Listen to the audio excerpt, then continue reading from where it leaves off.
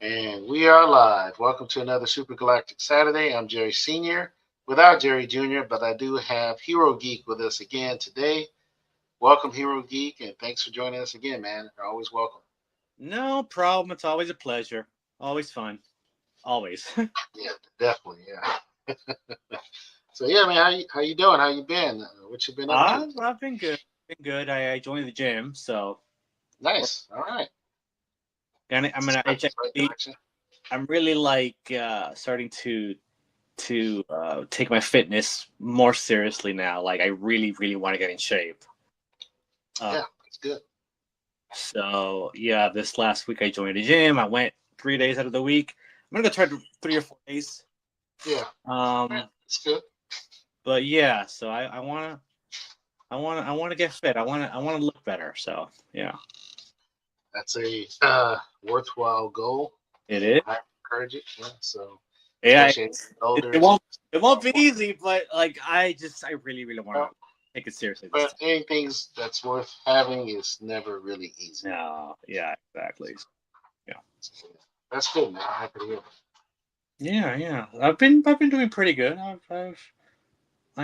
better than I was doing a couple of months ago. I'm doing well actually. I feel good. Yeah, So yeah, I'm happy to hear it, man. yeah. And you got that beautiful Florida weather, right? Yeah, actually, it's been really rainy recently. For the past 2 weeks, it's rained almost every afternoon. Really? Oh, okay. Yeah. That's fascinating. Summer rain. Uh, Well, yeah, it is here, part of the here, sun. here during the summers, it's pretty rainy here in the summers. Like for the last so since I can remember, it's always rained on the 4th of July. Always talking Really? like every single 4th of July, it rains. Wow. Yeah, I wonder why that is. That's interesting. I don't know. It's just every single year, 4th of July, rain. Yeah. Hmm. But Yeah, that's not too unusual for Florida. I mean, no, it's not. It's yeah. pretty normal. So yeah, Yeah, yeah. That's that region of the United States is, has Mm, that kind of weather, kind of yeah. tropical, humid. So you're gonna get a lot of rain. So which is kind of nice though. So I always enjoy when I'm going to Florida. Despite the heat, I like the fact that it's sort of the sporadic rain that happens. You know, Yeah. so it's kind of nice. Oh, so how you doing today? How you been? All is well. I'm doing okay. I can't complain. Lots of things going on, good and bad, but I'm Oh, thankful. by the way, I want to mention with your skills, you should make an intro for the for the stream, like an actual official intro you play before I every. know. Yeah, I thought about that too. You're right. I should. I mean, I've seen the stuff you can do. You could do some pretty epic stuff. Yeah, I just need to take time to do it. You Yeah. know. But yeah, I got some ideas. Like I did the little space thing because that was kind of quick and simple. Uh-huh. But yeah, you're right. I probably should. I think it'd be fun. Yeah, I think it'd be cool. An actual intro. That'd be cool. Yeah. So I've thought about it. So you're not the first to mention it either. So, Yeah, right. but yeah, I'll you know I gotta just carve out some. Hopefully, in the next couple of weeks, maybe I could. So I think it's a cool idea. I'm taking some vacation time from my jobs. So, um, Odyssey premiere, right? Yeah. So I have no interest in watching it. I don't think that you do either, right? No, I No. honestly do not. And I like Christopher Nolan. I like his work. Um, I but think he's a little for me. I think Nolan is a little overrated and pretentious to me, but that's just my opinion. well, at this stage, with this movie in particular, that seems to be the case in Mm. my impression. So I'm kind of with you on that too. Um, but and what's I guess what I find a little irritating about it is that it's very vapid, right? The things he's doing, right, is simply to meet check a box so that he can get an award, right? Um, and that's kind of what it appears to be. Like he doesn't really believe these things. He does. He's not. He probably could care less either way. In my But that opinion, that's my that's my impression. question, though. That's my question. I'm wondering if it was the studio that mandated all this DEI diverse cast, or No, if Nolan wanted to do it. it's more or less the award shows, right? And Right. yeah, the studio may have a hand in encouraging it for sure. It's not really incentivized anymore. Like I don't think there's money, with the current administration. I think they've cut all that out. Uh-huh. So it's more or less a cultural thing, and it's also things that are spillover from previous, right? So like people These like criteria and all that. exist for to get an Oscar, to get nominated, you have to have these box checks. Right. So I Because think I don't that's what think happened here. because I don't think Nolan. I think Nolan is big enough to do whatever he wants to do.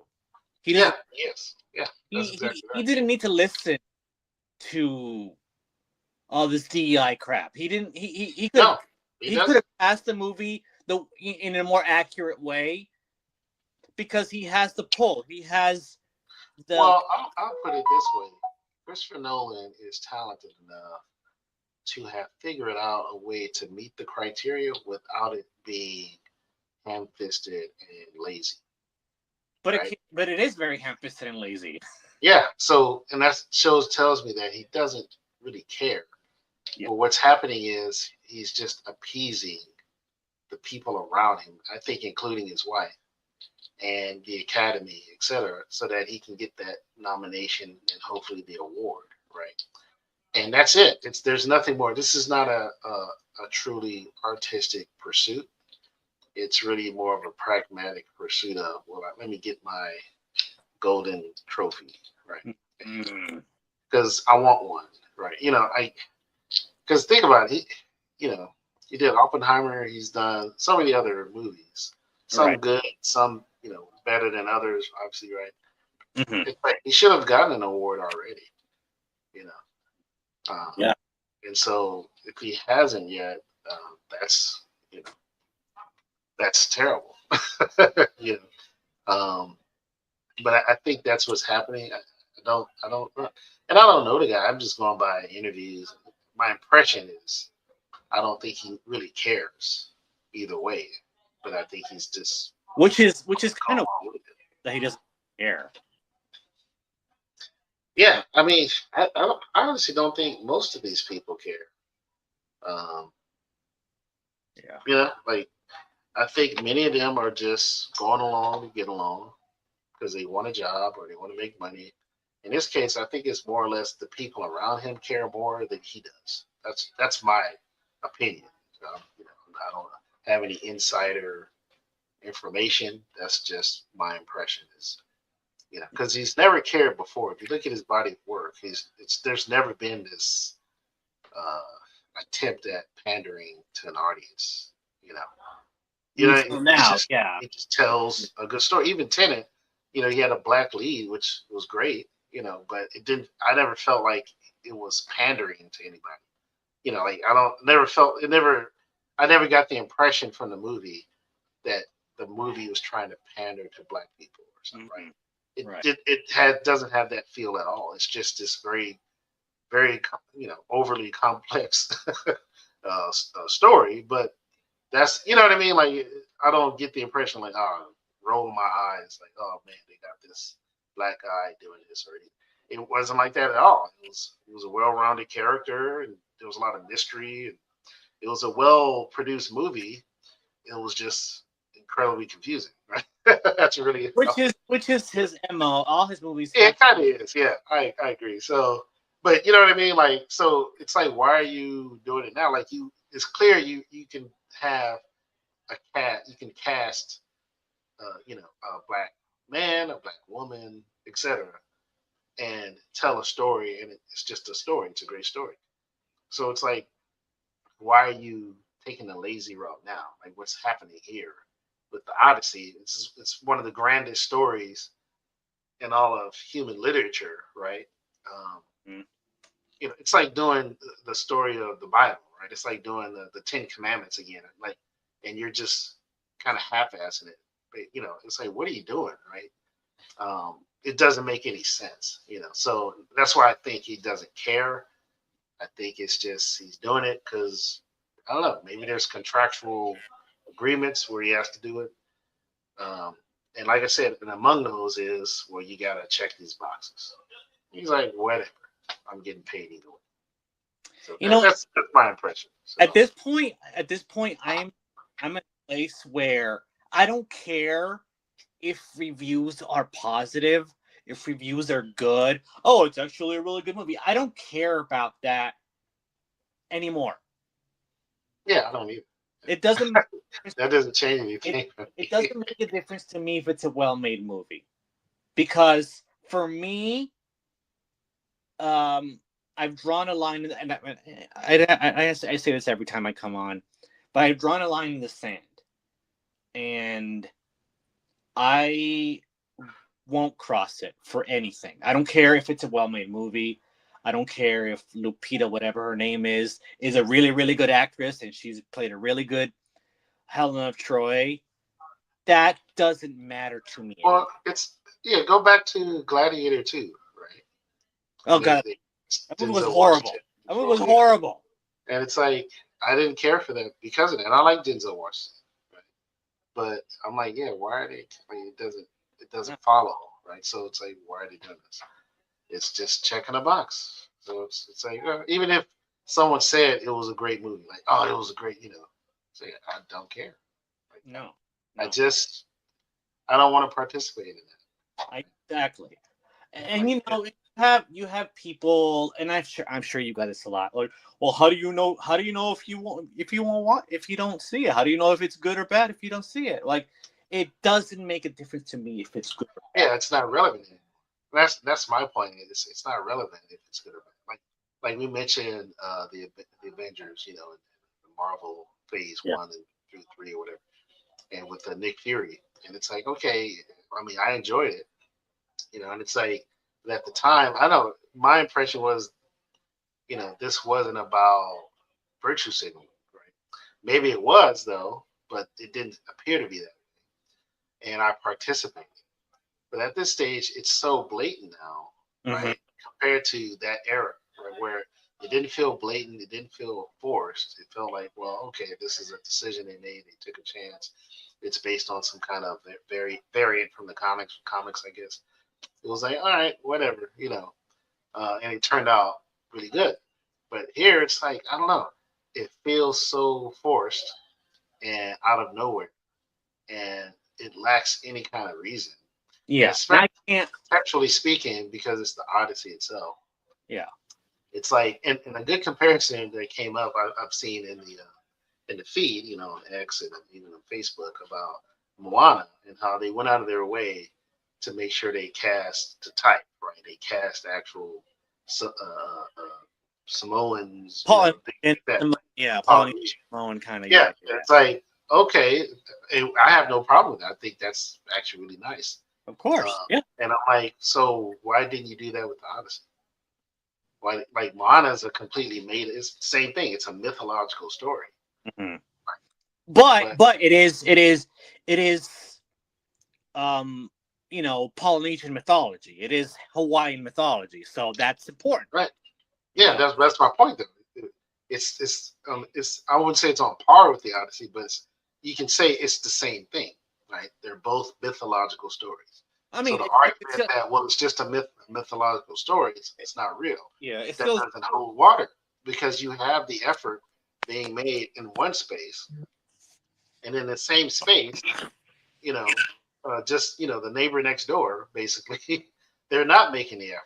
right. But it does Like, it why does is it? it doesn't really matter because the idea of a live action Mulan is the stupidest idea ever. Anyway, honestly, it's just dumb.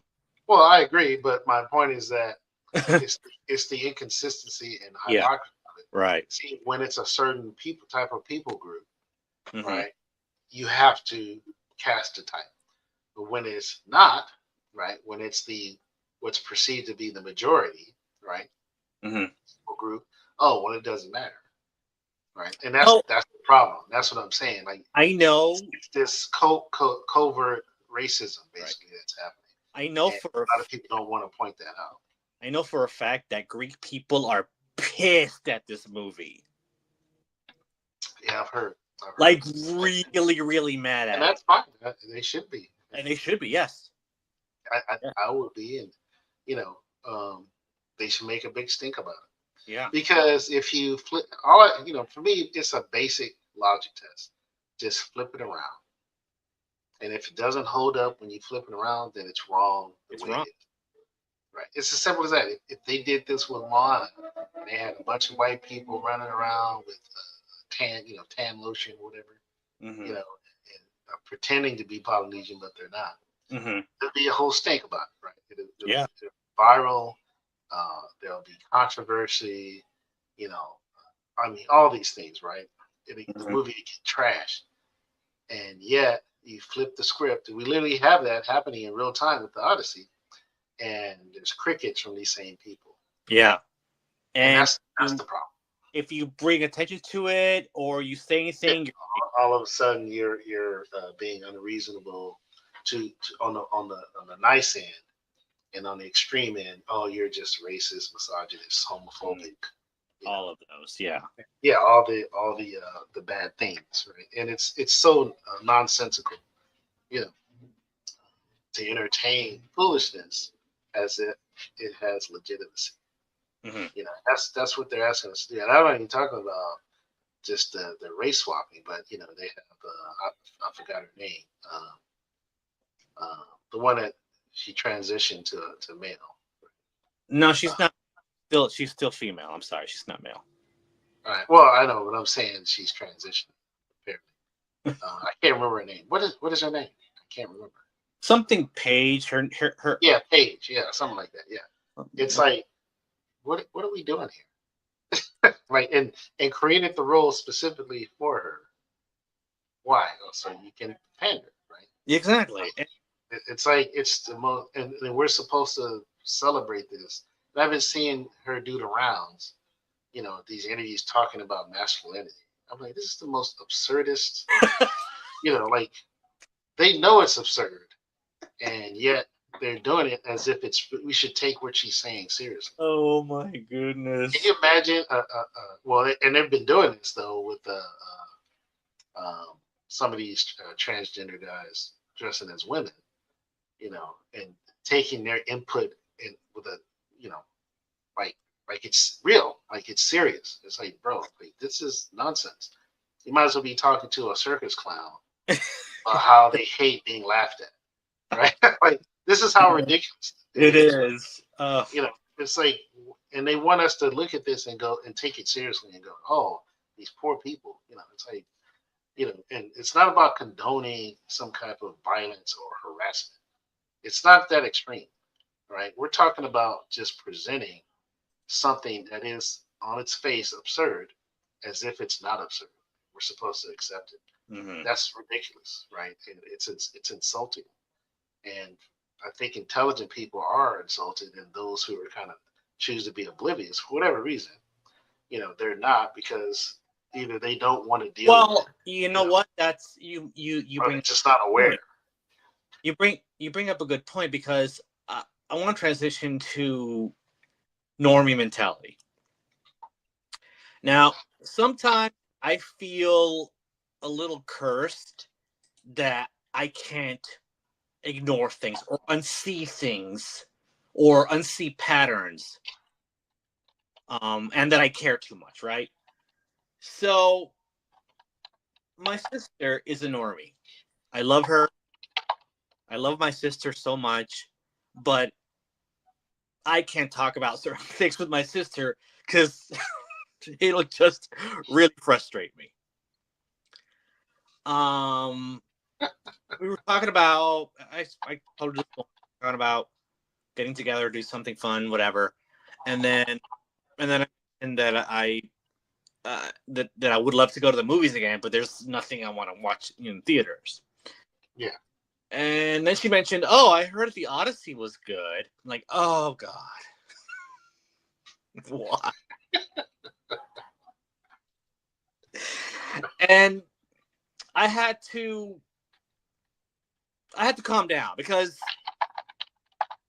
like, oh, people on TikTok said the movie was good, and like goes, well, I mean, and I try to explain to her, all of that, and it's like, well, you know what? Swaps don't bother me that much anymore. It's not a big deal. It's just their interpretation. Ah! Oh my gosh. Yeah, it's But the thing is, though, she and normies don't dissect these choices or these decisions or how it affects culture in general. They don't do that.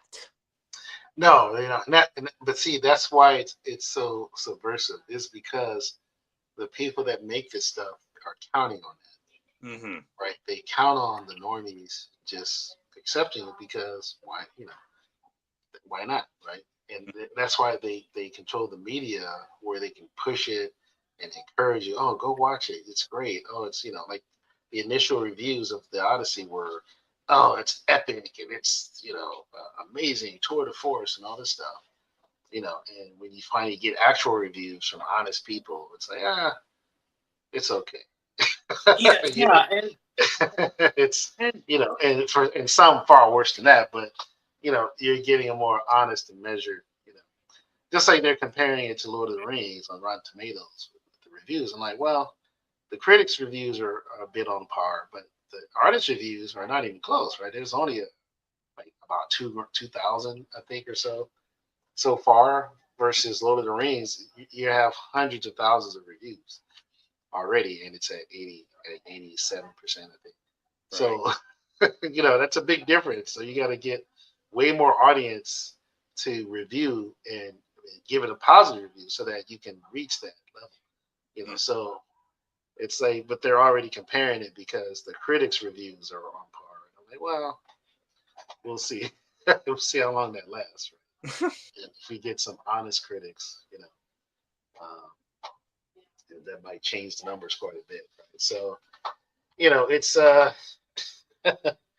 it's fascinating, to see. But they're counting on that, right? Yeah, yeah, They have Hollywood is a machine, right? And on the one end of the machine, it's like in the Bugs Bunny cartoons, whatever. They drop in the thing, right, the hay, and then you see all the little buttons and the bells and the turbines and blah. And then on the other end, it spits out the hay block, and it's perfect, right? That's Hollywood, right? They drop in the slop, and it goes through the whole productions and the media hype and the press junkets and tours and all these different things, the red carpets. Then on the other end, what comes out is the normies who are like, oh yeah, I think I might have liked that, right? yeah. Because this person that I have some level of respect for likes it also, right? Or my daughter loved it. My 9-year-old daughter loved it. Therefore, it must be good. That kind of stuff, right? I mean, you understand what I'm saying? It's like that's what happens. And listen, there's always going to be a percentage of people who genuinely do enjoy these things, right? And that's fine. Right?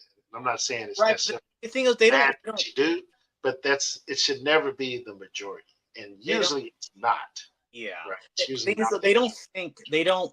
Okay, so my sister doesn't think about how this is affecting uh, Greek people or Greek actors who would want to be in this movie, and it would have been more authentic and genuine to do that.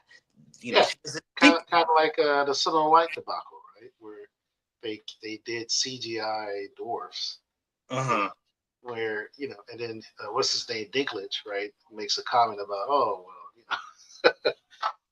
like little people shouldn't be cast as little people for some reason, Right. And and also, it's like, what are you talking about, bro? Like that's work.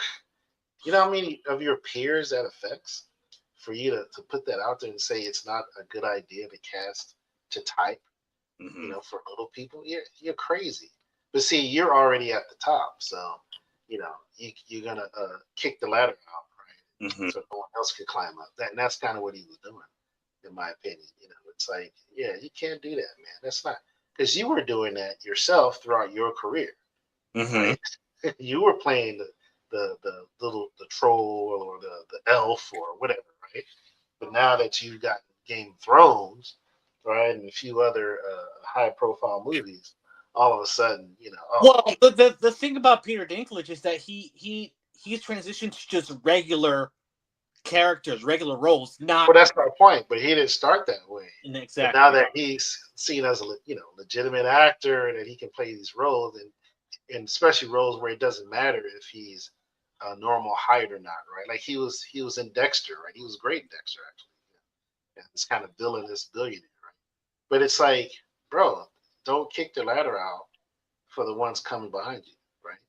For the ones that are kind of with you, but they're not as up there as you are. Now you're discouraging Hollywood. Oh, don't cast little people as little people. right. Like that's retarded. That's evil. Don't do And that's the problem. And people don't think about how this affects actual Greek people and that. Greek actors. Yeah, they don't They care. don't. They They don't. don't care. They And don't that's care. that's kind of what I'm saying. It's like you want to sit here and push Disney to you need to be accurate with all the representation, but then you want to turn Namor into a Spanish Aztec, Mm-hmm. you know, which he was never presented that way in the comics. Yep. But all of a sudden he has to be you know he has to represent But Hispanics, Latinos, and which makes no sense. But okay, yeah. so you want to basically race swap that, right? But then Moana has to be accurate to the T, right? But I mean, you understand? It's the most ridiculous thing. Like it's so inconsistent and all over the place because there is no rhyme or reason to it. It's all about this sort of socio political gesture to push their own in their and I think in their minds, right? I don't think there's a reality to it at all. To push an agenda, you know. I think Critical Drinker called it the message, right? And that's all it is. And like I said, Christopher Nolan, I don't think he cares about the message. I think he's just, well, whatever, guys. Sure, let's check these boxes because I'm contractually obligated. you know. And I think that's worse because, at some point you got to draw a line and you have to stand for something, right? Like you have to believe in something, right? You can't spend your life just being this neutral, you know, being was this Switzerland or whatever, being neutral territory, right? Mentally and psychologically. At some point, you got to just say this is dumb and mean it and stand on that, And that's the problem with normies is they're not going to do that because they'll always dismiss it as, oh, it's just entertainment. It's just but entertainment, is downstream from culture and politics and all the things that matter, right? And religion, you know, Yeah. it, it's a reflection of those things, right? And so when you start seeing entertainment that celebrates foolishness, that celebrates depravity, right? You got to start questioning and go, wait a minute, what's going on here? I have a What question for you. sure. Do you think that normies are worse than aggressively woke people when it comes to this sort of thing? Do you? That's a good question. To a degree, yeah. I think in a certain context they are worse because there's a term we used to use a lot um, back in it was like the 90s, early 2000s. Mm-hmm. Sheep, right? They're Mm-hmm. sheep, and the sheeple, the sheep go wherever the shepherd leads them, Yeah. but the sheep will go everywhere anyone leads them, right? That's why they stray because something leads them away, something distracts them. So Yeah. another shepherd can come and just take your sheep when you're not looking, and that makes them frustrating to deal with, right? Mm-hmm. That's why the shepherd has a staff, and the staff isn't just to kind of gently guide them; it's also there to whack them on the head, Yeah. so whack them in the butt to make them comply and get in line, right? And yeah, that's kind of where we are with a lot of people is they're sheeple because they don't want to engage with the culture in a way that challenges the culture. They want to engage with it and kind of just go with it, because it's more fun and there's less confrontation. Right. And there's also, I think there's also a level of them not being creative people, so they don't see things the way that people like you and I That's true. do. I mean, that's true, and that's why I say it in a certain context, because part of it is, a lot of people just they're not super, like I know people that don't listen to music. They just, like for me, that's kind of wild. Like you don't That's listen to weird. music. I love music, right? But some people are just like, yeah, I don't care about music. I don't care about pop music and all that. I don't care about, you know, all these Yeah, different like genres. But they just don't listen to it. they don't care about storytelling. They don't care about Yeah, art. They yeah, don't that's care. right. It's people that like, I have a friend who he's like, I don't like animation. I don't care about, And for me, I'm like, what? Like what? But it's Yeah, like, yeah, yeah, yeah. Like I don't engage it. So their entertainment is doom scrolling on TikTok. That's their yeah, for some, yeah, entertainment. for You know, many, I mean, there's a reason why these social media companies have, are making all this money. It's because there's billions of people engaged on it, and among those, yeah, there are people who don't care about any of this stuff, and that's fine. If you don't care about it and you're not engaging with it, that's a little different, right? You're not exactly helping anything, and you're not really hindering either. Because that's but but but it's the ones that they the don't normies, care, but they engage with it, and they yeah, engage with it that's the blindly. problem. The ones that don't care They give their dollars to it, but their still time. engage with it because someone on TikTok said it was good. Yeah, well, even aside from it, just engaging with it blindly, like where there's no discernment. It's just, oh, here it is. Here's money. You know, uh, the mean. Yeah. Just consume content, right? Oh, That's they possibly race swapped characters from the original story. Whatever, it doesn't matter to me. Like, ugh, yeah. It doesn't matter. I don't care as long as it's good, right? That's what a lot of people say. yeah, As long as it's good, and then it rarely is. I mean, I would say 9 times out of 10, it's not good. yeah. But is though, And like they we said still before, engage it. They still even support it. They still pay money. yeah, even if it was good or well made, it doesn't matter to me. I'm not going to engage with it. I'm not going to. Yeah, It yeah. doesn't make a difference. It doesn't make a difference. But, excuse me. But yeah, that's the problem is engagement. That's what keeps it going. It's gone to the point where they're doing it to historical figures, and nobody seems to care. Yeah, that's I thought there was a line to that Oh no, there is uh, not.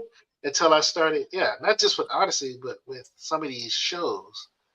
I think they're like British shows. The BBC is Yeah, infamous for race swapping actual yeah, historical actual figures. historical. Yeah, and that's where I'm like, okay, this has gone a bridge too far. Like it's one thing to make the argument for fictionalized characters, Hmm. and to a degree, it's valid, right?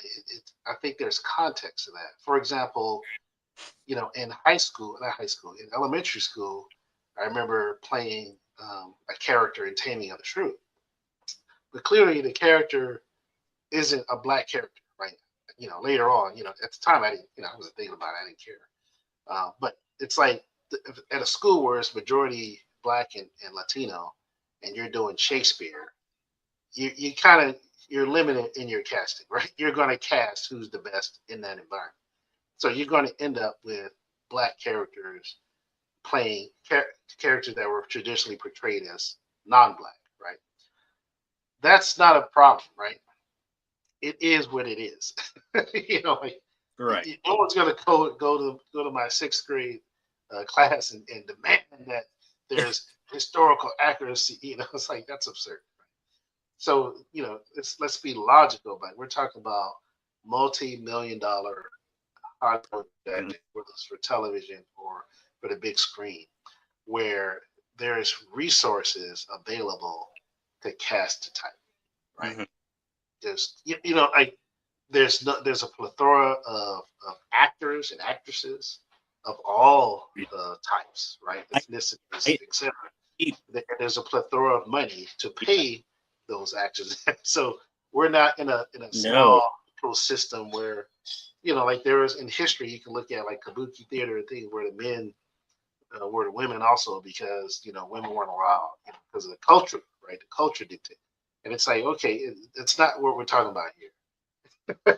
Like yeah, the BBC. I know, I looked a little bit into it, but it's so much. The BBC does it so much that I lost count and how many times they do it. yeah, it's pretty They it's do it pretty a prevalent. lot, a lot. Yeah, that's what really kind of shocked me a bit. I'm like, how are they getting away with this? Like, Not why not aren't not people? not Yeah, only do they race swap, they also imply that they were lesbians or they were gay or a lot of yeah, like. well, yeah. Whoa. That's always the thing. Yeah, yeah. That's the other layer that they slap on too. Is Yeah. they're always a minority and generally black, and then they make them gay also for some reason. Mhm. I always see that parallel. They love to do that where they bring in a black character, and that black character is almost always uh, gay or lesbian or Yeah. some kind of. And then And they I'm like, why Netflix do you keep doing it? It's Netflix Netflix did it with Cleopatra with the Cleopatra project that they did Netflix. oh, that's right. Yeah, Yeah. definitely. So Yeah, it's pretty. Didn't they do something with it was like a Viking king or something. yeah, they did They some, they made the yeah, black king. yeah. They did Yeah, something with the it's like Vikings what? too. Right, Yeah, yeah, yeah. like, what is happening? Yeah. It makes no sense No, whatsoever. no. I mean, Like it's one thing to use it as inspiration, and you make this parallel story, and you gender swap because the story lends itself to that, right? That's not what we're talking about. You're actually claiming we're going to portray this historical, era, this historical person and story, mhm. but we're going to make them female. Or But it's black, the same, yeah, in black, but whatever. it's the same story environment.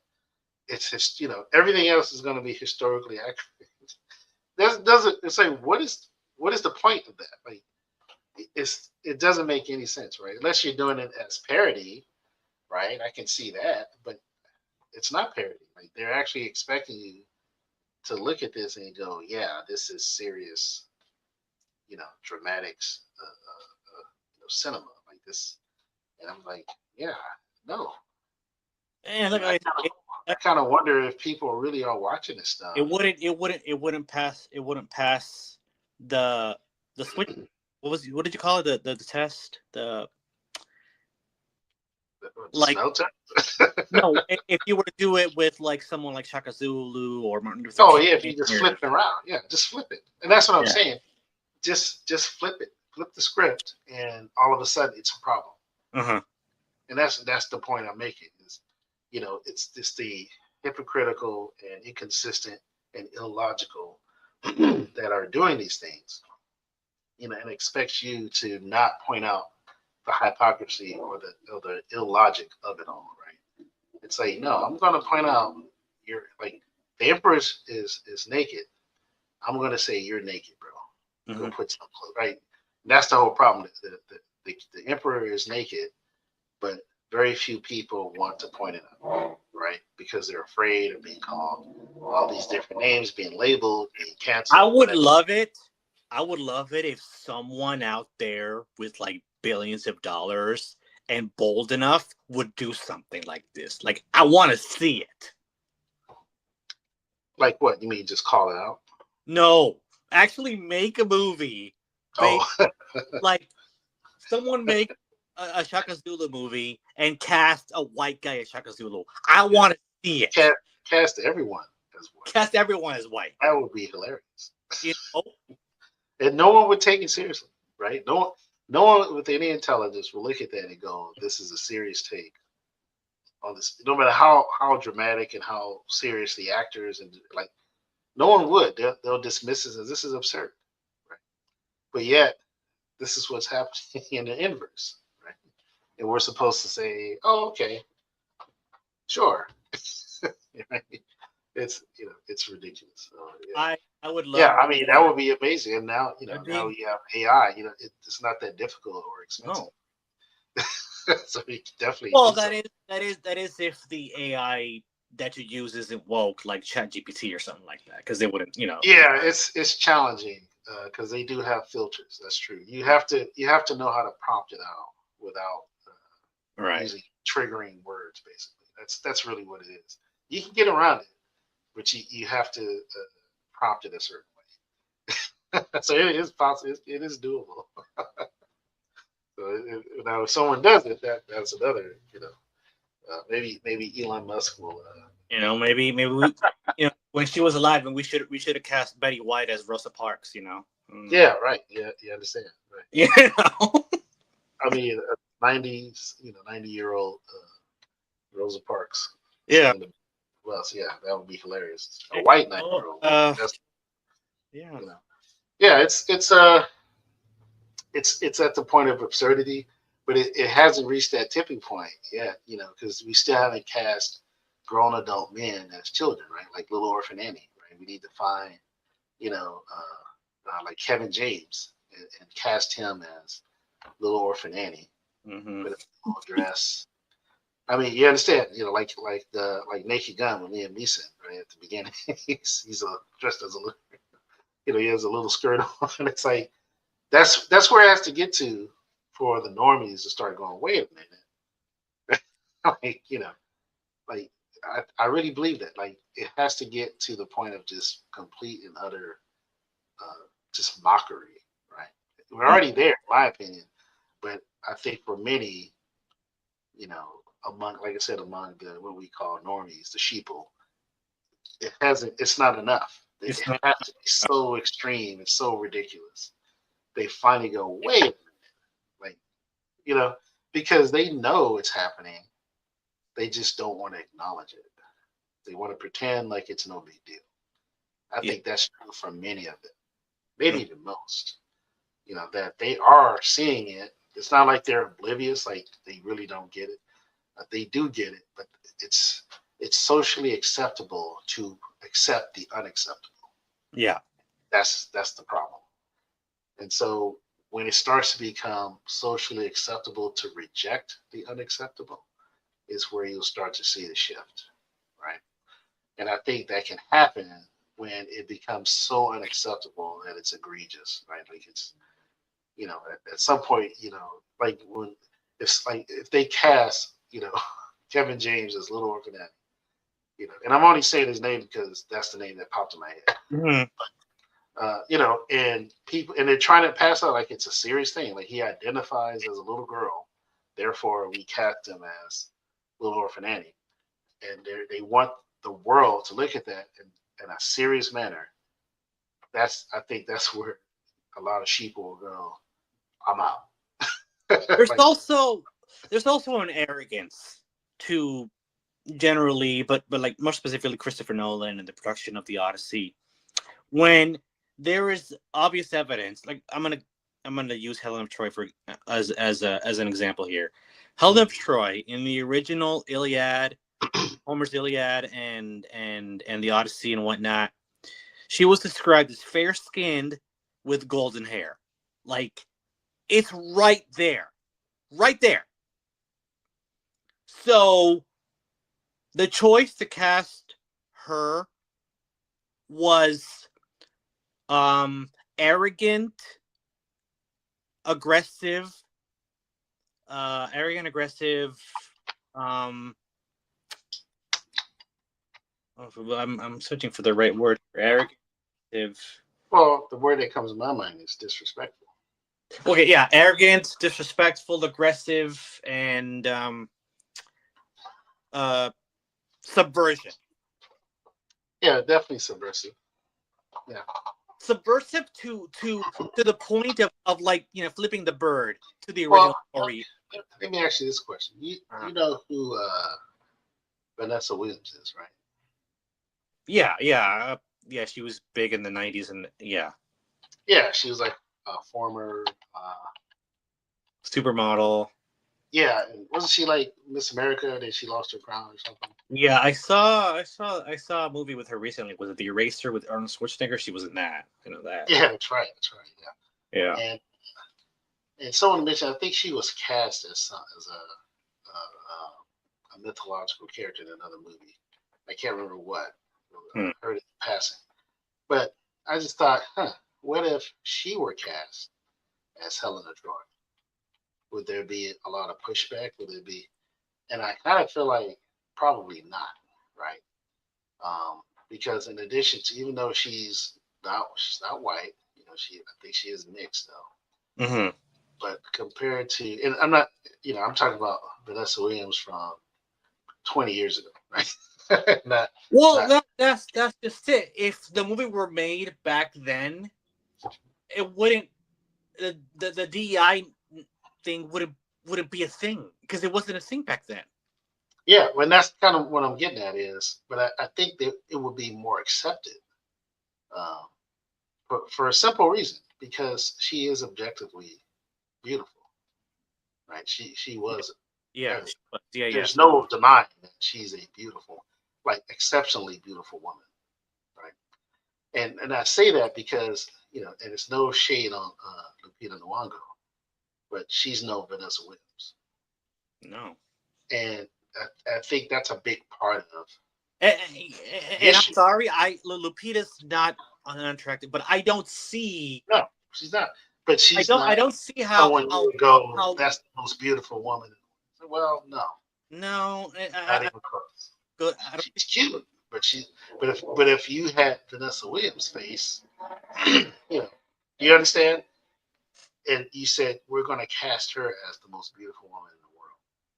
Very few people will go, no way, right? Most people will go, well, okay. Why? Well, I mean, she is incredibly beautiful. So there's think. another But that's another layer to I've this sort of whole I've thing as sort well. of become very very radical in the way I think about this sort of thing. Like I don't I don't give an inch anymore. I used to. I used to give an inch, but I've become radicalized. If that makes any sense, Yeah, it does. Yeah. you know, I'm just like no, no. Well, yeah, and that's understandable in today's climate. That's that seems to be the expected reaction, right? Because it's been done to such an extreme. But yeah, it's like I doubt there would have been a lot of pushback, and that's kind of the other layer is why are we you know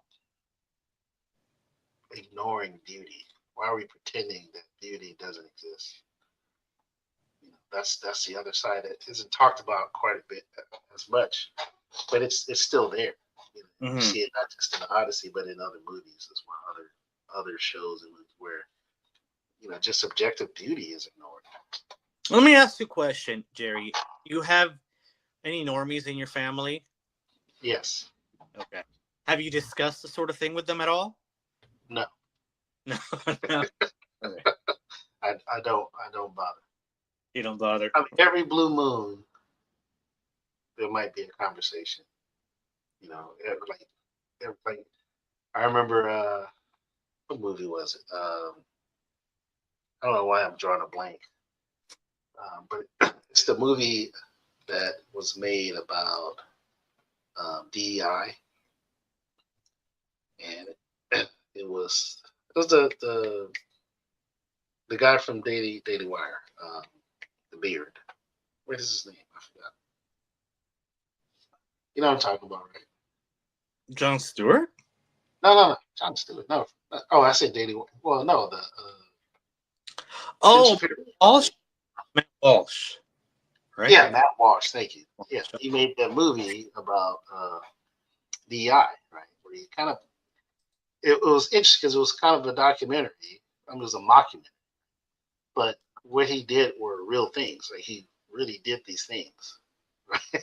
Where he got his Was it life was it like what that. what And what Was it What Is a Woman? Is that one or no? No, it wasn't What Is a Woman. It's the second one. It was he made it after that. Okay. The name.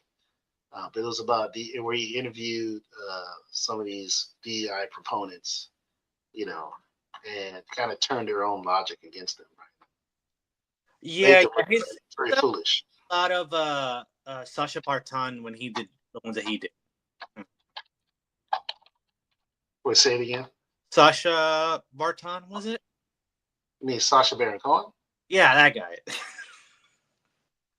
Well, yeah, it was kind of in that vein. Yeah, Yeah. that's exactly. Right. It was in that vein, and me and my sons went to watch it with my wife, and it was interesting because she didn't see it as in the same light that we saw it, and so we're laughing at things, and she's looking, going, "What's so funny?" So we had an interesting conversation after that movie, because I think a lot of the things that we were picking up on, she wasn't, Uh-huh. right? And that's what I'm saying. Like, that was a rare event because generally I just don't have these discussions because they kind of go nowhere. Yeah. So, but that was interesting because it's like, yeah, you start to get a sense of like what she sees and experiences in her sort of bubble, right?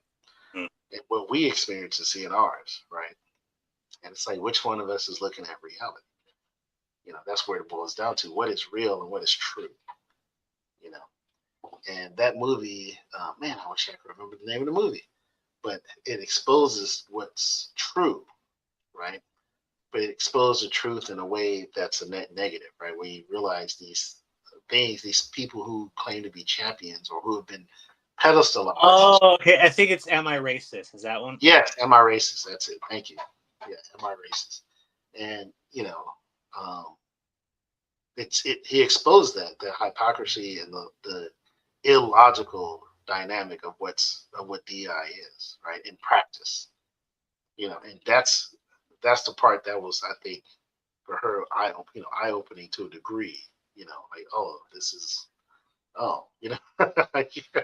So, and she made some good points too about in practice what happens and what's going on. I'm like, yeah, that's fair. But in general, it's like, yeah, it was an interesting, lively discussion. And it's like, but it's a rare thing because at the end of the day, you end up hitting a brick wall where it's like, well, no one's going to budge, right? Because everyone believes what they believe, you but the beauty of it is it does force you to think about what you believe. And I think that was the net positive, right? Is that in practice and in reality, it forced all of us to really question, what do I believe? What's true? You know, and I think that's the net benefit. But generally I don't because there's not a lot of opportunity. Like, that was an opportunity because we all went to see this movie and it sparked that conversation. But that doesn't happen often enough, unfortunately. Yeah. And two, a lot of my siblings, for example, they're older than me, so they're not going to listen. Right. I mean, that's just reality. They're not going to. Yeah. They're and I'm talking about significantly older. I don't mean like they're a couple of years. Like the youngest I'm the youngest. It's still 10 years older than me. Wow. Okay. So that's what I'm dealing with. So they're not going to change their mind, right, at all. So and like I said, we've had interesting discussions. Like, one of my sisters, she's a feminist, even though she's married with a kid. She's you know. So we've had conversations. I'm like, okay. And usually when I get her to paint herself into a corner, she just gives up and dismisses. Yeah. So it's kind of, but that's what I'm saying. It doesn't really go anywhere. There's no like, oh man, you're right. There's never that. I've only experienced that one time, and that wasn't with a family member. It was with a friend. Mm-hmm. And it wasn't even necessarily like DI stuff. It had to do with biblical truths, and I expressed a biblical truth that contradicted his beliefs and what he was taught. And he came around and acknowledged that. And that was actually quite rewarding. I'll put it that way. So, um, but yeah, that's the only time. So yeah, it's rare that happens. Where if you can get someone to change their worldview for the better, That's a beautiful thing. That's an amazing thing. So, but unfortunately, yeah, it doesn't happen often Yeah, enough. which is why I have to, you know, uh, I have to like just kind of like stop like this morning. You know what? Let's not discuss it anymore. I tend to get that's a problem I have. I tend to get really um, passionate and kind of Yeah, heated. yeah, Um, and I love my sister. I don't want to say anything that I can't that I'll regret. You yeah, know. exactly right.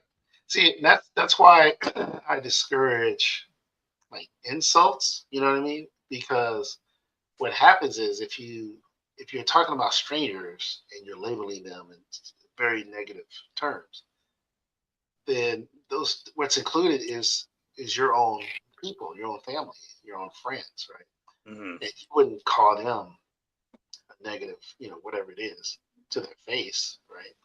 You understand what I'm saying? Like, but if you can get in the habit of where you're pointing out, like, yeah, this doesn't make sense, this is foolish, it's silly, you know, and that's as far as you go, then you're in the habit of having dialogue with someone you do know, with someone who's personal to you, like your sister, right? Where you can Right. just have a conversation Could have. and not get to that point where you're on the verge of, Yeah. And I saying something you might regret. yeah, I could have said something like, "Well, what if you were a Greek person and you love the Odyssey, you love Homer, the Iliad, you love all these stories, and how would you feel if a movie based on those stories did you know what was done? Like I could have said that, Yeah, like look at it from that perspective, you know. yeah, exactly. And that's what I'm saying. That's why I always use the flip it logical exercise, because if you can flip it around and it still makes sense, then it's like, okay, then it's acceptable. But if you flip it around and it doesn't make sense, then you have to determine, okay, why is that? Right? Is it because there's an exception here? Is it because, like, for example, if you're flipping the script in relation to sex, right? A man can do certain things and a woman can't, right? So if a man does a certain thing and you go, well, what if a woman did that? What would be the reaction? And you got to determine, oh, okay, if a woman did that, that becomes a problem because XYZ, right? Mhm. Then you determine, well, is that a double standard? Yes. Is it something that we can control? Probably not, right? Because it's in our nature, it's biological, etc. Right? You see what I'm saying? Like, you can point out that yes, this is a double standard because XYZ, and it's just something that exists because of the nature of what we are, Mhm. right? And that's all I'm saying with these type of things. And this is just entertainment. We're not talking about things far more serious, like male female dynamics. But it's like, yeah, race swapping. Okay, well, would it be a problem if it were, like we always say, Black Panther was white, right? Mhm. Yes, it would be, right? Yeah. It would be. You can talk to anybody, and yeah, they'll have a problem with it. And that's kind of what I'm saying. It's like, so if you have a problem in that direction, then why can't the inverse be a problem, right? It's like, it's simple as that. It's a logical fallacy to try and say, well, like this one guy tried to argue there's an exception with Black Panther, and his argument actually bolsters the argument against it, right? Because you're saying it's a fictional country, and it's a country that's all black. I'm like, yeah, that's literally what's happening with the Odyssey. It's a fictional story where the characters are all Greek, right? Like, what are you talking about? Like, Yeah. and this is what I'm saying though, is when you fail to make that logical exercise, then it causes you to go down illogical paths just to defend your stance, and it forces you to lie to yourself, and therefore you end up lying to others, right? Because if you start from a dishonest premise, then nothing but dishonesty is going to come from it. I mean, it's that simple. But if you start from an honest premise, you may make mistakes, due to a lack of information or something, but you're going to end up at an honest conclusion, right? Yeah. And that should be the goal. So the problem is a lot of people don't do it because they reason. I have a very good friend. He likes to debate about these things, but he always debates from emotions. He doesn't debate from like he'll take something logical like a statistic, but then he wraps his emotions around it. Yeah. He draws these conclusions, and I go, well, how do you know that? He said, well, of course, because and it's like, yeah, but how do you know that? It's like so everything you're declaring as true based on this statistic that you quoted, but you have no evidence that supports that. You're just saying because this statistic says what it does, that means these things are true. And that's not how logic works. That's not how reality works. And that's the problem with these conversations. They don't, you know, a lot of people don't approach them honestly, right? Especially on, online with the X and all that. It's a lot of trolls, they're just trying to get engagement. So they'll just say the most outrageous thing, even though they know it's fallacious. It doesn't matter as long as it gets you to reply. It's True. like the whole Superman scene, where Pa Kent dies. Still debate about that to this day, whether it's a good scene or not. Well, man, what I mean? Whether you like it or not is irrelevant. But it's one guy posting. He goes, "If you don't like this scene, then you're just dumb and you lack common sense and all these kind of things." It's like, okay, so you're just an idiot if you don't get this scene. And it's like, well, no one's arguing that they don't get it. So you're creating a straw man off the rip, right? But why does someone have to be an idiot just because they don't like a scene in a movie?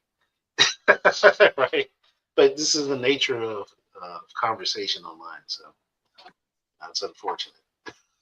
Yeah, but yeah, I would say, love your sister. No, I love my sister. Be nice to your sister, Ron. Yeah. Which is why I have to end the conversation before. Yeah, exactly. Don't argue with your sister. No. No, don't argue with your sister. Like, oh, jeez. Okay. I go. Is she an older sister or a younger sister? 1 year younger. So, So okay. So you guys are we're not close. that far apart in age. It's just 1 year younger. Oh, okay. So that's not a huge. No, it's not a huge gap. Yeah. So that's good. So that's, make it. I'll put it that way. Have fun with it. Yeah. That's the best way to approach it with your family. Have fun with it. But yeah, it can be frustrating sometimes because she doesn't see things the way that I do it. Like I can't force her to see things. Yeah. You just have to try and convince her. And sometimes people don't want to engage either. So if you give them like I said, I like to do the flip it. And when I start asking those questions, then they're like, I don't, Oh, and a lot of times a lot of times people don't want to hear you. They resist your logic. Yeah, they do. Because it's you. Because you're not supposed to be more right than they are. Yeah. You're not. Or they just want to like what they like, and they don't like you challenging that. Yeah, that's true. Yeah, they just want to like. And listen, if you like it, you like it. And it's like that's where the nuance. Do you think that you can like something at the same time as recognizing its flaws? Yeah, I do. Okay. Because I do it. I mean, there's things that I like. Like, for example, I brought this up with Jerry. Wonder Woman 1982. I was entertained by that movie. I watched it. I actually enjoyed it. While at the same time, I recognized the plot was dumb. the character development was terrible for Cheetah. The whole idea of Steve Trevor inhabiting the body of another person, like it's this wish that changes reality. Therefore, why would he need to occupy another body? Why wouldn't he just be brought back? Mm-hmm. Whole cloth, right? Without like all it's so logically flawed in it. Like the movie is terrible on that front. It's a terrible story. But at the same time, when I watch it, I've watched it twice already. I'm still entertained by it because I like Wonder Woman and she does a lot of cool stuff. in the movie, right? She actually a lot more than she did in the first movie, you know. And it's just a fun ride, I guess. It's nonstop action, and that's kind of it. Like I recognize, yeah, this is a garbage movie, but I still like watching it. Like what I mean? Like it's a funny dichotomy, but it's true. Like you can I mean, like I enjoy guess, something and still know, like, yeah, this is a terrible I guess, movie. No, and know why it's terrible. you know what? I'll admit, there's some things like that for me too. There are. Yeah, yeah, Um, it's definitely possible. I can And say, that Amazing Spider-Man 2 is one of those. oh, maybe, yeah, yeah, that's a good example because I'm of the same mind. Yeah, like it has its problems for sure, Yeah. but it is still watchable, right? It's still something you can sit up. Like if I caught it on like cable or something, I'd probably just watch it. You know what I mean? I wouldn't go, oh, I don't want to watch this. Like, no, I'll just watch it. Because it's Spider Man, right? And, Spider There Man also. are movies that if like I'm in a room with people and that's on the TV, I have to walk out of the room. Yeah, I can't even have it on in the background. No. right. But yeah, it's definitely possible, and I'm sure that's true for a lot of people. They, what do you call it? Like guilty pleasures, right? Mm-hmm. Know it's bad, but they still just like it for some reason, right? All right. Well, we've exhausted that topic. Anything else you want to discuss on the mind? Well, I wanted to get to the main topic, which is, will AI replace animators and really artists in general? Eric July dropped a Yeah. video not too long ago about the topic of that sort of animation or traditional, animation and animators are they kind of gone away because of AI.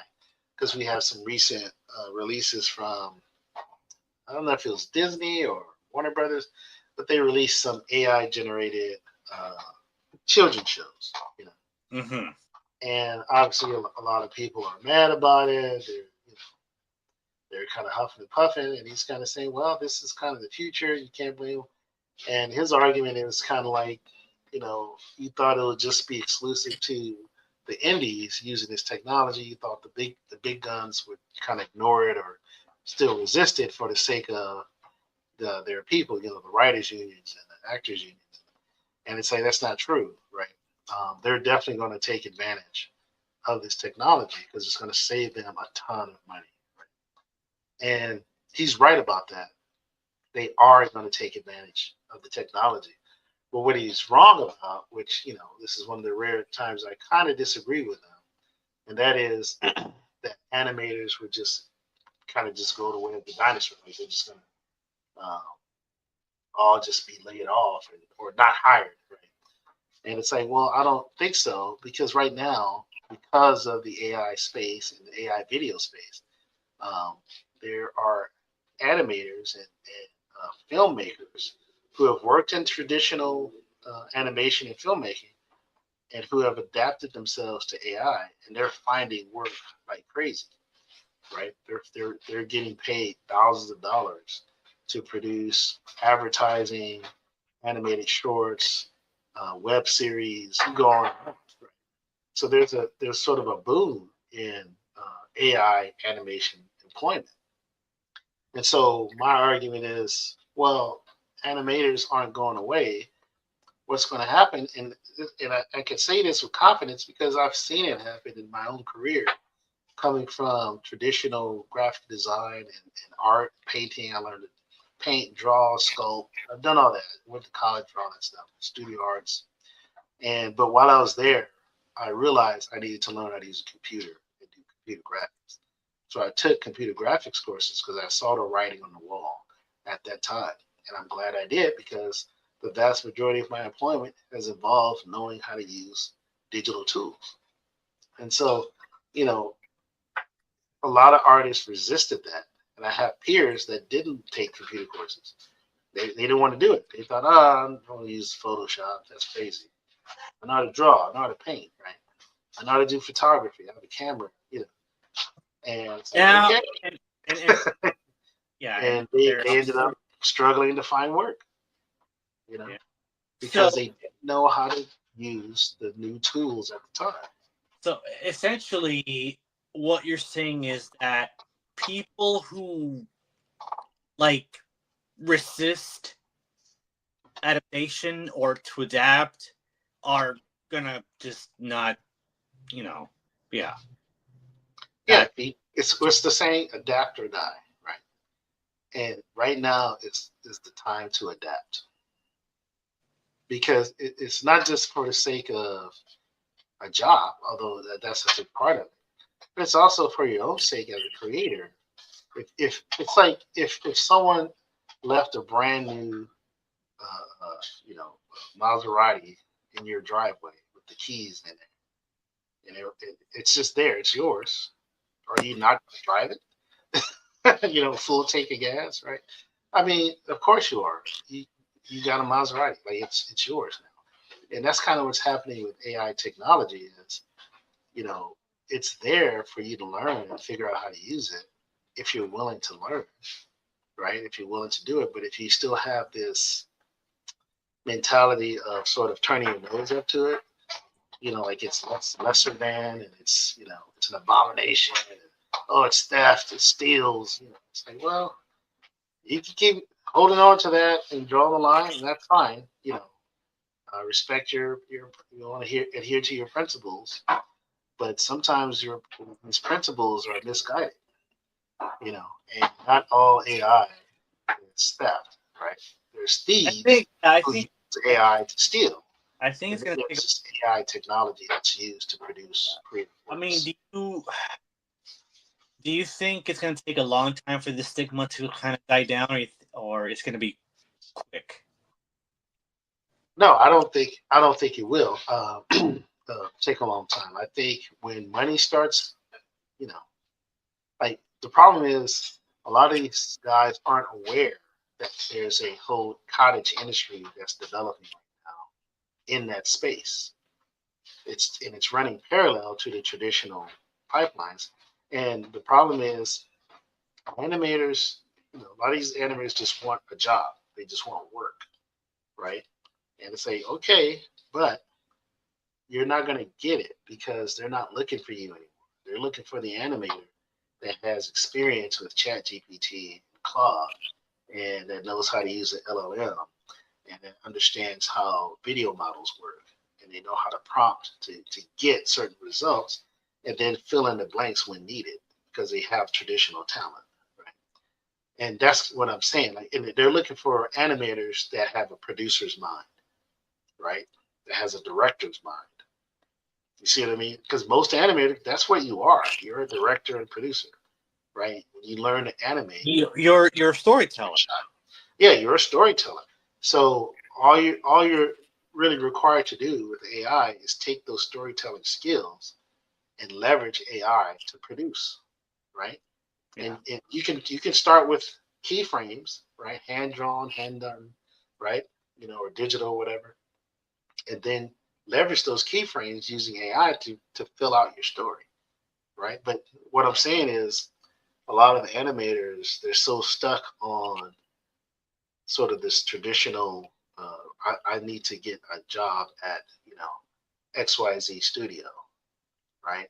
As an animator, as a tweener, as a cleanup artist, as whatever. And it's like, okay, you can want those things, but it's getting to a point where they don't need those things. What they need is an animator that knows how to direct and produce and create a shot Hmm. using AI, right? Why? Because it's more efficient, it's more proficient, right?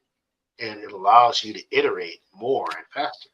So what does that mean? Well, if a studio has very deep pockets, which most of them do, and instead of spending 200 million on one movie, they could spend 200,000 per movie.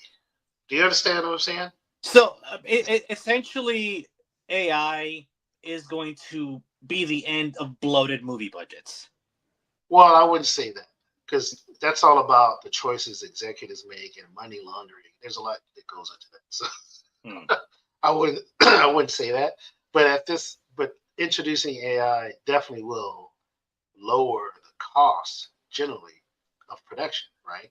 Mhm. But I think, in my opinion, it will also create more opportunities for individual animators to succeed within the studio system because they're going to structure it in a way it's going to be different from before, right? They're going to have like these think tanks and boot camps and you know cohorts where they're developing series and shows, and they can develop a lot more, a lot quicker, and see what works, right? So I think they're going to have these animation labs where they're going to hire the best animators to come in with ideas of their own or just to develop ideas using AI to see, okay, does it work? Can it, will it build an audience? Will it, you know, who will respond? And they'll do a lot more original works because of that.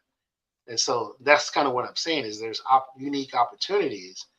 If listen, not every animator is going to get work, but that's true even without AI, right? Every animator fresh out of school isn't going to get a job, and eventually they're going to give up and they're going to get regular work somewhere else. Right. That happens all the time, way before AI was introduced. I've met these guys. I've worked with them, right? I know guys that worked on The Simpsons, right? Did backgrounds, he did it for like 2, 3 seasons and then got laid off. Why? Who knows? Right? Maybe they streamlined the process. It was like, oh, we don't need as many background artists anymore, right? You understand? Because The Simpsons is still going. It's never stopped, right? So it's Yeah. like, why did they let you I, off? Well, you were probably the weakest link in I that still I still don't pipeline. know how that show is still. Honestly, I don't know either, but it is what it is. But you understand what I'm saying? It's like they fired their composer, remember? And because they're doing it all digital, right? They got a guy with a laptop composing music instead of an actual orchestra, right? So they're not paying the orchestra and the composer millions of dollars anymore, even though they can afford it. The show makes millions of dollars. They're paying a guy with a laptop hundreds of thousands of dollars, right? Mhm. So, and that's the point I'm making. And eventually, they'll probably do the same with the cast, right? And they'll sign contracts, and they'll license their voices so that they can use them in perpetuity. I wouldn't be surprised if they haven't already done that, where they don't even have to come in and do any voice work. They just get a check, right? So the landscape is changing, but it doesn't mean there won't be work for animators and artists. It just means the work is changing, just like it has in the past with graphic design, right? And general digital art and advertising art. It went from pen and pad and draft boards and all this stuff to Photoshop and Illustrator. Mhm.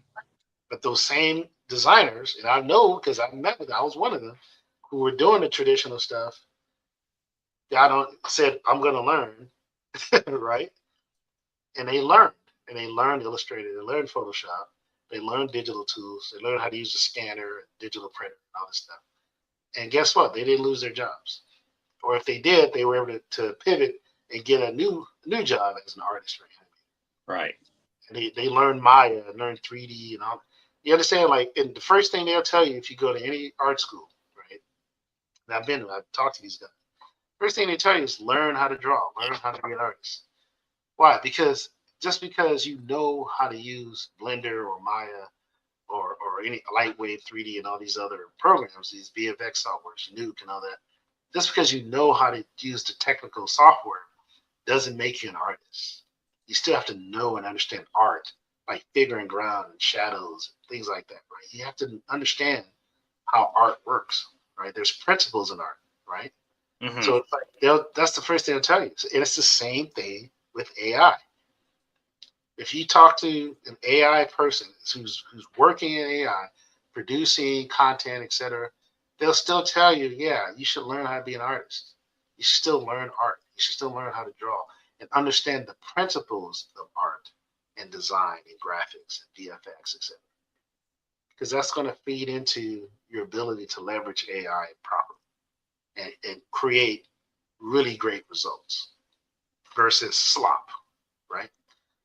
And so that's why I disagree with them that animators are just going to lose your jobs, and it's like, well, No, they won't be lost. They're just going to evolve. Just like traditional graphic artists, traditional layout artists, traditional painters, etc. They weren't just done away with. They evolved into digital artists, graphic designer, desktop publisher. Now it's general technologist, right? You'll see that in gaming a lot, where it's a guy that's a graphic designer, a web designer, web developer, but he's also 3D modeler. Yeah, like he wears a lot of hats, right? You know, Yeah. that's kind of what I'm saying, and that's going to happen with animation. You're gonna have guys that wear a lot of hats, and to me, that's a good thing. It doesn't mean they're going to hire as many. Like if they hired 1,000, in the past for a project, maybe you could cut that, to 700 or 600. You understand? Like, yeah, they're not going to hire as many, right? That's just facts. And that was true when the digital age hit. They didn't have to hire as many before, right? But with AI, it's not going away, right? So you either take the time to learn it and figure it out and how to leverage it and where you can Hmm. do it, or you don't, and you try to stand on some kind of principle that really doesn't exist, right? Because it's not stealing. It's not, it's a tool that you, like I said, some people do steal, right? But that was true before AI. Yeah. Stole art all the time, especially with the age of the internet, Photoshop. So, that hasn't changed. The laws hasn't changed. It's still against the law, right? So use the tool to your advantage. Uh, and the beauty is, just like with these other tools, you learn Unreal Engine, you learn Blender, you learn Maya. Guess what happens? Well, now you can build your own stuff too, right? Just like a traditional animator, yeah, he's worked for Disney, he's in the Disney pipeline, right? He's doing the tweening and all that. But guess what happens, right? We get a Don Bluth that goes out on his own and builds his own, does his own stuff. Why? Because he honed his skills, right? You Yeah, but understand? I mean, is Don Bluth working on anything right now? Because I haven't He seen. has a school now. He teaches animation. He Oh, teaches traditional animation. So and that's what I'm saying. And rightfully so. He should. If I were him, I would go beyond just teaching animation, but I would try to encourage animators to say, come in, learn the fundamentals, learn the basics. Let's get you to an advanced level, and then let's start leveraging these other digital tools along with AI. hmm. Right? Let's figure out some pipelines here, and then start doing like student projects and things like that. That's what I would do if I were him. I would embrace it, just like the Earthworm Jim guy. Uh, he fully embraced Yeah. it because he sees the writing on the wall. He's like, yeah, man, this is awesome. This is amazing because it gives power to an individual artist to their make their dreams real, right? Make your story you've been working on. And not only can you make it real, but the cost basis is so much lower, right? So now it's just about time. It's not just about money anymore. It's about time. It's about time and talent. Time, talent, technique. You understand? It's quite amazing when you really stop and think about it, the potentiality, because it's going to get cheaper. It's not going to get more expensive, right? So, Yeah. All right. so that's kind of where I want to come from because I just thought that's interesting. It's such a dire perspective, but it should be exciting to a lot of, especially those who really are talented, right? Who, you know, and out of that, even those who are traditional, you know, now there's going to be a demand for traditional as well. I mean, there already was, right? A lot of people appreciate traditional and hand-drawn animation. Yeah, I miss hand drawn animation. Yeah, so there's still a niche for that, right? There's still a demand. It is niche though. Right? It's not necessarily mainstream, but it doesn't have to be. I think Eric July is right when he says the idea of like, global or corporate IPs, right? Like mainstream is kind of going to go away, and it's going to be more about sort of just finding your audience and being more niche Hmm. and just focusing on like I'm doing this thing, whatever it is, and I have this audience of several thousand people who love what I'm doing, and that feeds my machine, right? We're not feeding the Hollywood machine; we're just feeding mine, and I think that's going to grow by leaps and bounds. You know, I think I agree with him on that. I think that is the future of independent content creation. Like the big guys are going to always be there because they have deep pockets, right? But I think indie artists have a huge opportunity because now you don't need deep pockets. You just need a good idea. Let me ask a question. Do you? I've said this. Do you want to see Disney just go away? Um, no, I don't want them to go away. I want them to change for the better. I want them to get back to what they used to be. What do you think is more likely? I think what's more likely is that they'll go away. Not completely though. I think they'll break up into pieces again. And so all the IP they own would kind of go out into the marketplace and be picked up by other studios, and they'll become. I would like to see, for example, Pixar go independent. Yeah, I've always wanted that for Pixar, and I always thought it was a mistake that they stuck with Disney. But I understand it because it's money, right? Um, Yeah, but I think Pixar's at a point right now where they can just branch off on their own without Disney. no, I don't think so. You don't think so?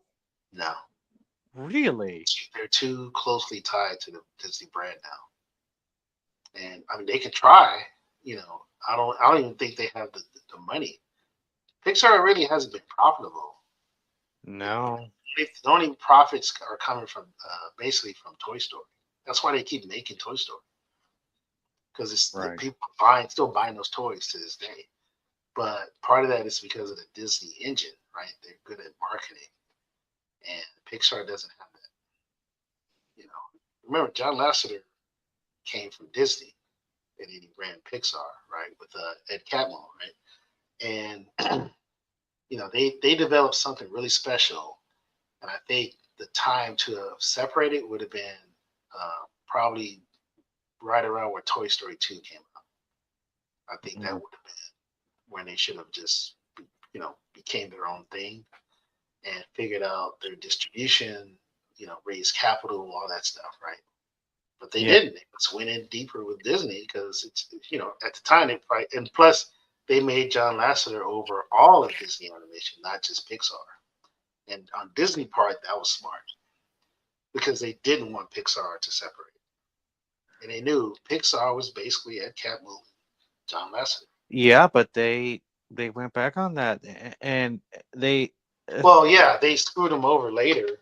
I think it was right after Coco came out, right, or something like that, where the accusations and all that. And it's like it's unfortunate they bought into the cancel culture nonsense, right? The what was it? Believe all women, foolishness, all that. yeah. Yeah, they just bought into it, unfortunately, and you know, they railroaded them out, and that was a mistake.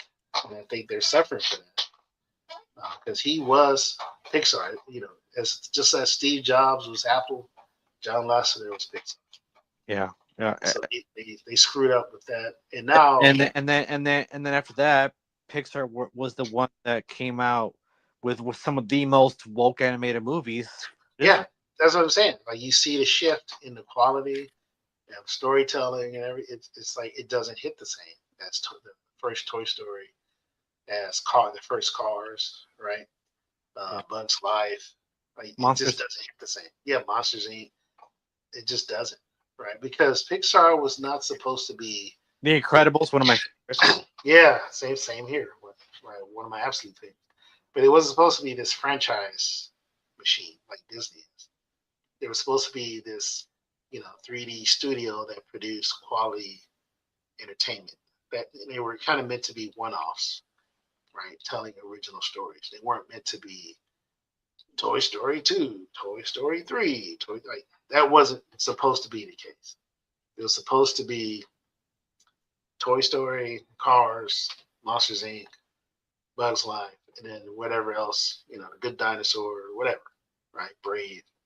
Like, it's supposed Right. to be these one-off stories. That's what they were supposed to be. That's how they were positioned, and it made sense because they had a process for how they developed their stories in house, right? And it's unfortunate that they just weren't supposed to be at Disney, but see, because they continued to latch on to Disney, they became Disney. You know what I mean? Like they're Disney. That's why it's like it's funny they call it Disney Pixar. It's like, well, does it matter? It's just Disney. Yeah. And that's Yeah. I mean, works against them because of the nature of the kind what's of stories they tell. what's the major difference between like a CG Disney movie and a CG Pixar movie? Like what? Literally nothing, right? Nothing. And that's what I mean. It's so ridiculous. It's like just absorb them into Disney animation proper, and that's leave it at that. Just call it a day. Pixar doesn't really exist, right? Not the But way it used to. No. no, yeah, and that was that was the thing because, like I said, I was hopeful of that. I remember having conversations about that. Like, man, like they need to go ahead and just become their own studio and just be independent, and then they can farm out, not farm out. They can partner with whoever they want for distribution. So it could be Warner Disney Brothers sometimes, it could be or Warner whatever. Brothers, Yeah. Paramount. Yeah, it doesn't matter because it's going to always be Pixar. This is a Pixar production, right? And they had the power to do that once Toy Story dropped and Toy Story 2 was coming. They had the power to do that, and they just didn't. Yeah. And like I said, I think Disney just beat them, because I think John Lasseter and Ed Catmull were talking about. They were definitely. It was a conversation for sure, but Disney just made them an offer. They're just like, yeah, let's just take it. Do Like I you? said, Oh, question. Do you have any interest in watching Toy Story 5? no. No, neither do I. My sons do. They want to see it, so they grew up, No, around. I grew up on the Toy Story movies, but But I don't. I personally, I don't. I'm not as excited about it. I don't. I I feel like it's too much I at this liked point. I like I liked 1, 2, and 3. I think 3 was a perfect end for the franchise for the IP. 4 was oh god, 4 pissed me off a lot. Yeah, a lot of people don't like four. A, a, It was okay. 4 really, really, really, really, really pissed me off a lot. Um, and I don't see how 5 could have fixed anything that happened in 4. I don't. Yeah, I don't. But you know, we'll see. I mean, listen, I think it's going to do well. It'll probably hit 1 billion. I wouldn't be surprised. It's probably a reasonably good story, you know, because they do have a good track record. So Uh, well, I mean, we'll who has see. a track record? Well, Pixar in general, like they Not recently. No. well, I mean specifically with Toy Story, 1 through 3, I think are excellent. Okay. Okay. Yeah. Four is a step down, but it's still solid. So that's kind of Uh, what I'm saying. It still did I well. don't know. I wouldn't even call it. I hated it a lot. Well, that's fair, but it did well in the box office as well. So that's Yeah. what I'm saying. It's I so get. it's kind of like, yeah, it'll probably be on the same level as four, I think. So Maybe, but I know that after the failure of Alio, what was his name? was that Pixar or was that Disney? That was Pixar. That was Pixar. Wow. Yeah. That he had said something like, "Oh, we're not making multi-million dollar therapy sessions. We're making movies." Like, okay, so that was good to hear. I don't know if I don't know how far production Toy Story 5 was. Uh, like when that was said, probably pretty far into it. But I don't know. Maybe that's a good sign. Maybe they'll return to form, making good movies. I don't know. I have no I idea. honestly don't think they will. As long as they're part of Disney, they're not. Yeah. Disney is completely sold out to the DEI virtue signaling nonsense. So they're just gonna dig their heels in more. So I don't see it happening unless they break away. And Yeah. that's not gonna happen at all. So because the money's kind of intermingled, right? Unless Pixar proper negotiated ownership of all their IP, Yeah.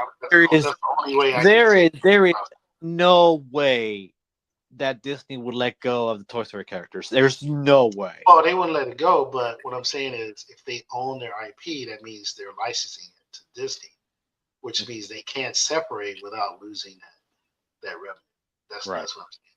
But if they didn't structure that way, then they're never going to separate.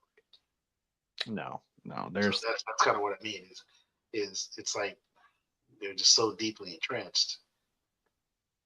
I mean, Like maybe they could get away with it with the Monsters Inc. characters or even the Bugs Life characters. Maybe. nah, it would be a package deal, meaning all because remember Disney also partially funded these movies going forward, right? So Yeah. so there's definitely going to be negotiation regarding IP ownership. And Pixar may still, which is why it's Disney Pixar versus just Disney, right? Because Pixar still have an ownership. So they're probably licensing these IPs, but um, they're probably so entangled, right? You know what I mean? Like it probably wouldn't even help if they did try to break away. Like, it probably wouldn't be enough money. They would have to raise a hell of a amount of capital. Or another Which they option. could do. Another option would be for a bunch of people that work at Pixar to branch off and start their own. Well, animation that's kind of studio. what's happening with Lasseter, right? I think he's at is he at Legendary? I think, and Well, let me check. someone else joined him. I forgot who it was. So I think there's a couple of Pixar guys that are doing their own thing, and they're working with Apple TV. They developed a show on Apple TV. So Yeah, let me check. I'm going on John Lasseter wiki. Let me see because I'm curious. Early life, blah blah blah. First he said he's Disney. definitely still doing some things. Okay. Okay.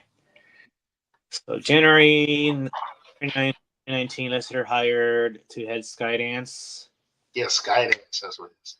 New animation division of Skydance Media formed in 2017. Statement Lasseter said, I have spent the last year away from the industry in deep reflection, learning how my actions unintentionally made colleagues uncomfortable, which I deeply regret and apologize for. Basically, he bent the knee, whatever. I don't know. I don't know what happened. Maybe the allegations are true, but it has been humbling. Blah blah blah blah. Okay, so yeah, I mean he's there, but what has he been involved with though? Like He developed something for Apple TV. They did oh wait, he's animated series or something. cool. He's actually involved with the Ray Gunn movie that Brad Bird is doing. Oh, okay, yeah. You know about that You're movie? still right, Brad Bird. Yeah, Brad Bird is working with him. Yeah, Well, so you know, he's coming back. Do you know about the Ray Gunn movie or no? Yeah, I've heard something about it. It's still in development though, right? It's not. Yeah, it's still in development. I think his first movie that he was involved with was Luck, which was like an Apple TV. Yeah, that's right. Yeah. I have that, or I don't know how it is. I don't know. I don't have Apple TV, so. Okay, yeah. So I don't watch any of this stuff. So. But yeah, so they're still active. They're still, and yeah, he's working with Brad Bird, which Yeah. he did The Incredibles. He's working with Brad Bird on Ray Gunn. He did the Swapped movie. He was involved with the Swapped movie that was on Netflix, I think. Okay. Yeah. So he hasn't made any big splashes yet, but that's probably a matter of time. Yeah, but I am interested in that Ray Gunn movie though. That could be kind of cool.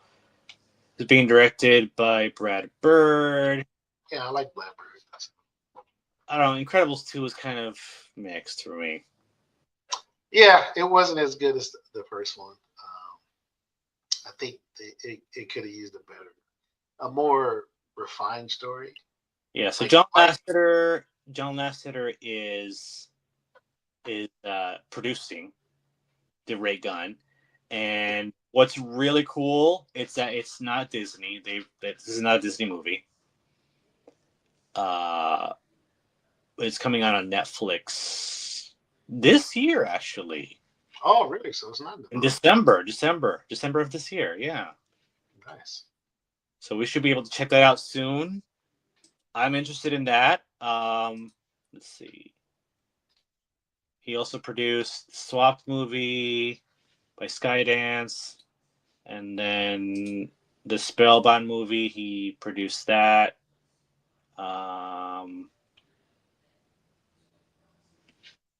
Yeah. So he's Yeah, they're still active. doing a Jack and the Beanstalk project.